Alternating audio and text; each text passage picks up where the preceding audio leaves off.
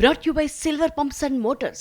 Top quality और consistent performance के लिए सिर्फ सिल्वर पंप्स नाम याद रखना. గ్రేటర్ విశాఖ మున్సిపల్ కార్పొరేషన్ రాజకీయం ఆసక్తిగా మారుతోంది.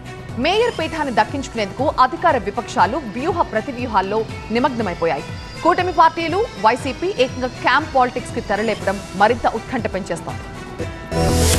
ఈ నెల 19న విశాఖ మేయర్ పై అవిశ్వాస తీర్మానానికి సంబంధించి కౌన్సిల్ సమావేశం కానుంది. క్రమంలోనే విశాఖ మేయర్ పీఠాన్ని అధికార విపక్షాలు ఛాలెంజ్ గా తీసుకున్నాయి. ప్రధాన పార్టీలు రెండు క్యాంప్ పాలిటిక్స్ తో హీట్ పెంచుతున్నాయి. ఇప్పటికే వైసీపీ కార్పొరేటర్లు ఊటీ క్యాంప్ కు వెళ్లారు.